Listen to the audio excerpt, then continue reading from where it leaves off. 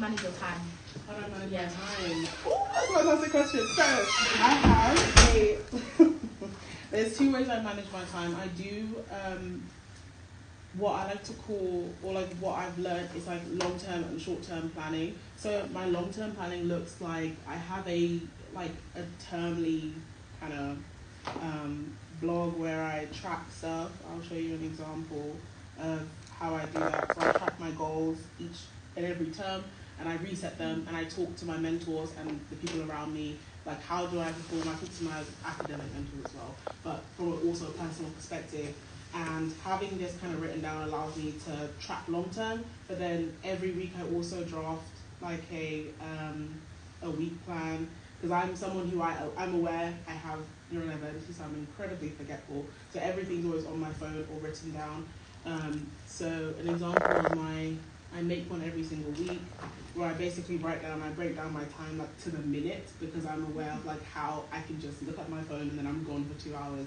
So I like to plan every single week, like with my assignments and like meetings, and it's color coded. So I'm kind of like an organizational nerd in that sense, but out of necessity. So that's really how I organize my time.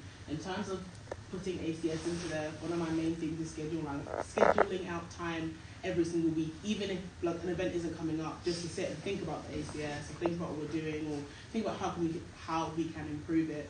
An example of that is like my career hours. I do that with my friends, where every Friday at like 6 we all hop on Discord.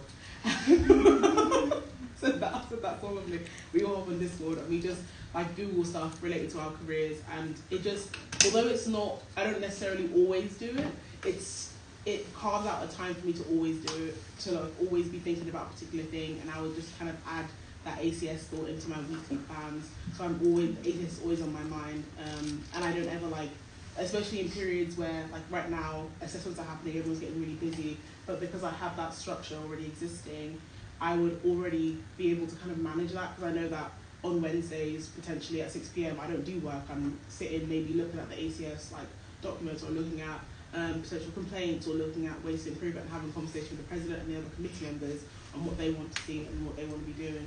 So that's how I would kind of build an ACS into my organizational structure. Mm-hmm. Well, that sounds very convincing. And I was going to ask you, because as vice president, you're going to be like, the face of the ACS.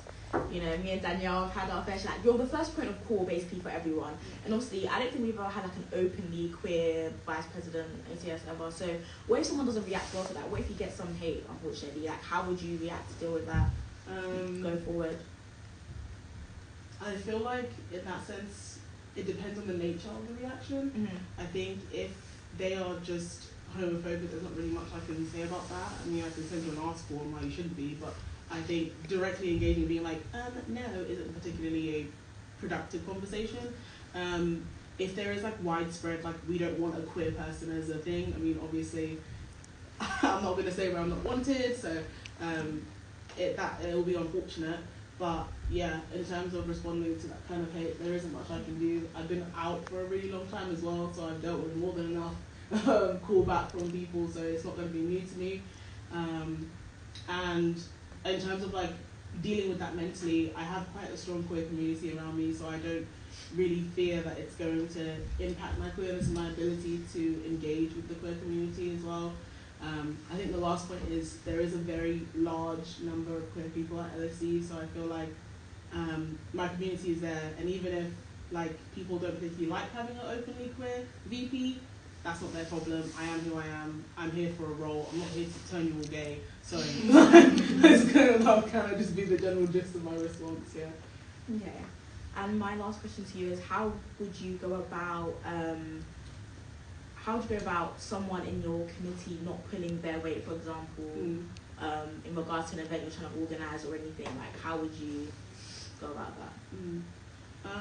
I think I want to say two things. One is a note on like, what do we mean by pulling our weight? I feel like the problem of like pulling our weight starts from like not being clear on what the expectation is for that person, and understanding that person like as an actual individual. For example, within me and my sisters, like whenever we have things to do, like planning Mother's Day, because Mum takes it very seriously. She takes Mother's Day extremely seriously. Like right now, my sister's in her final year, so she's really, really busy. So she's communicated to us that I'm not doing jack for this Mother's Day. I'm not doing jack for Christmas. I'm not doing anything for our like celebrations. So then me and my sister are aware of that. So it allowed us to kind of shift our behaviour to accommodate to that person's current state.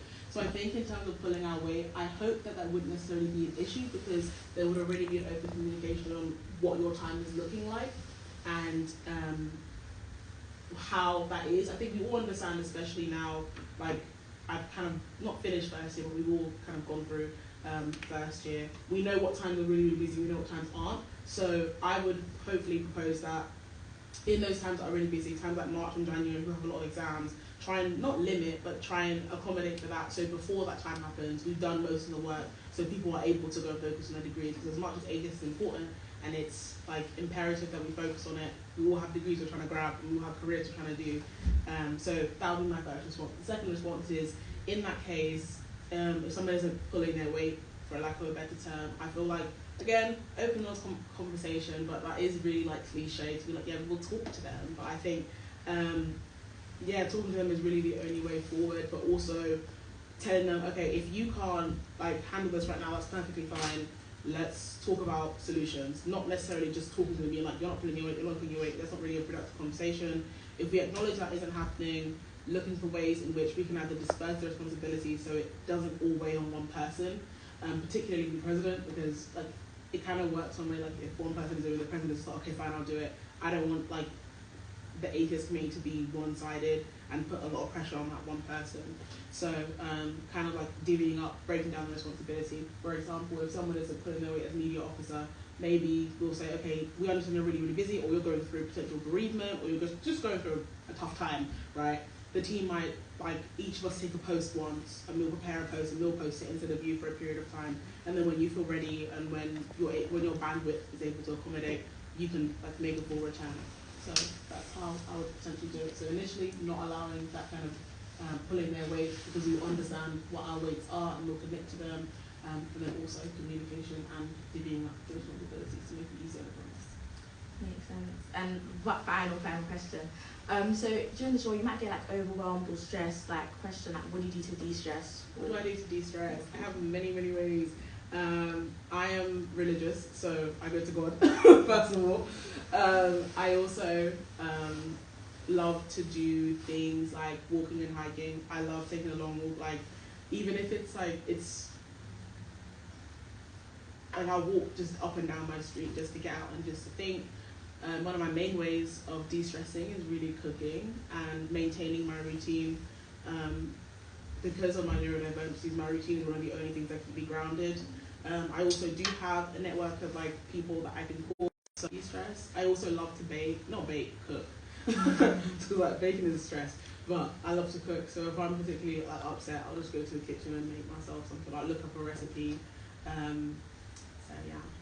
And that way, you know, like, the ACS me will get fed as well if I'm stressed. All of a sudden, you just see meals coming, you're like, oh, she's stressed now. So, yeah. Okay, great. Thank you for that. Okay, second time. Tanya and Antonio.